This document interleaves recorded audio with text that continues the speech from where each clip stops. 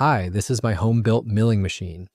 It turned out pretty well in the end, although it went through a lot of modifications. The table is a commercially purchased unit sized 550 by 195 millimeters, with an X/Y travel of 350 by 135 millimeters. This is the third table I've bought for this machine, but this one proved to be large enough for my projects, and it's a fairly good quality table that I managed to get at a very reasonable price. The spindle, together with the pulleys, is also my own build. I made a video about it as well. You can find it among my other videos. I used 2 tapered roller bearings, which have worked fine so far, but if I were building it now, I'd probably use angular contact bearings. What I like about knee-type milling machines is that you don't have to bend down. The workpiece is right at eye level. The Z-axis knee uses a boxway design.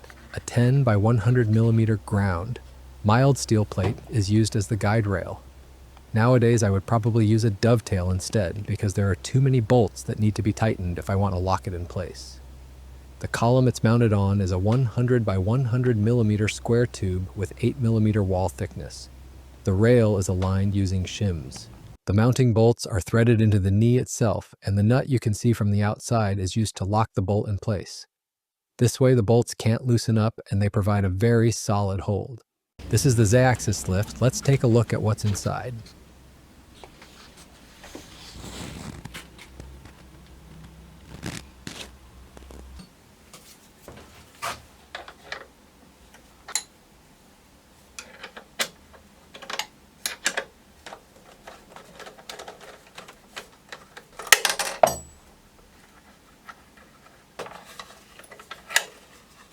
It's just a PVC pipe cut lengthwise to protect the screw.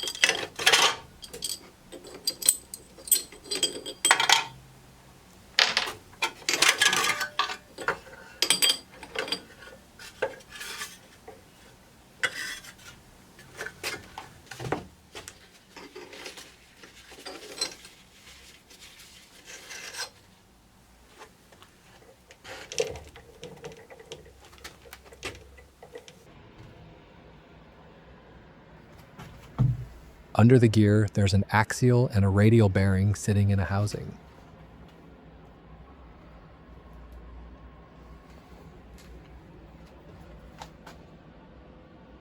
The lead screw has a 4 millimeter pitch, so it's fairly easy to move the heavy table.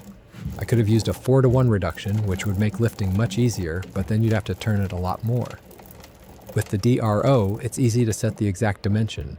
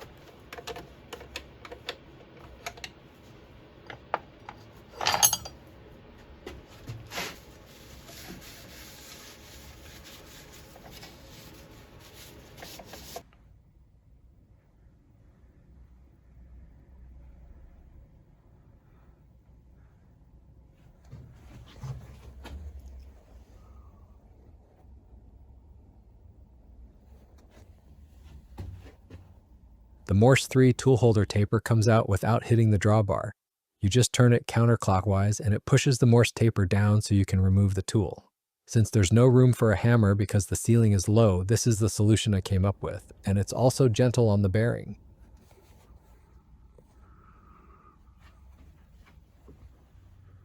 Here are the optical linear scales on all 3 axes. Without them, it's almost impossible to do precise work, so I installed them. It made my work a lot easier.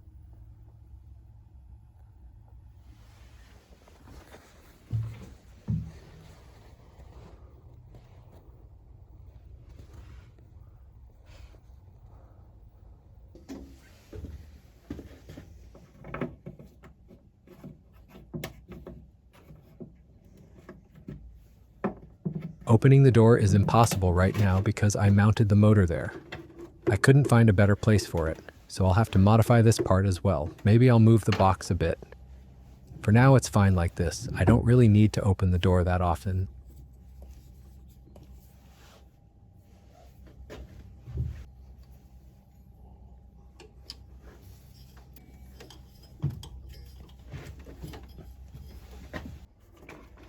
Inside the enclosure, there's a 12-volt power supply and an HQSX PWM motor driver from AliExpress.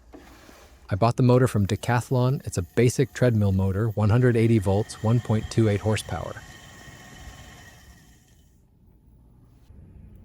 This is the table power feed. I also put a smaller PWM motor driver in there for the feed. That one isn't mounted yet. It was installed on the old table before. Originally, the spindle was bolted directly to the head. Later, I realized I was missing the ability to drill, so I thought, what if I converted it into a quill? With this simple modification, the machine now has a quill that's very rigid and works well, with a 65mm stroke.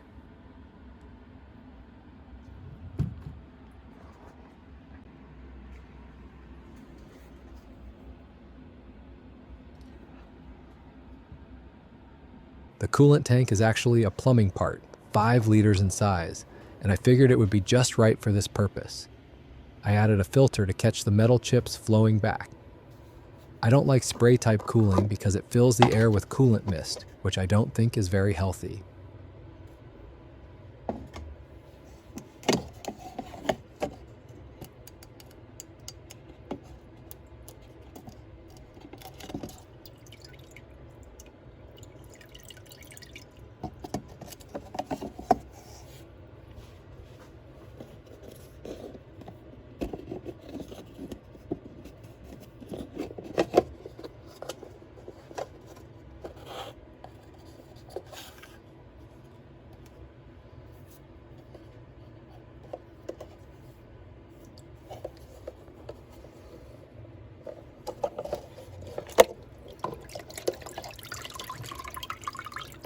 The pump is a simple but fairly good quality aquarium pump, and it works really well, but I had to trim the impeller blades because the pressure it produced was way too strong.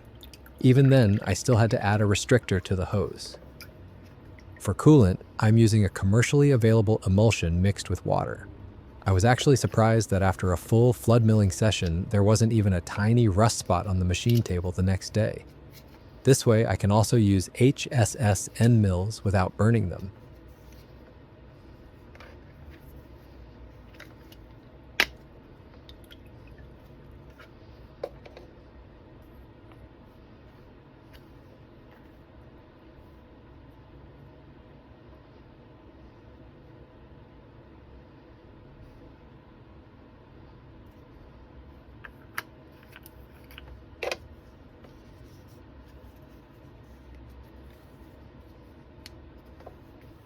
I think this is a flow regulator.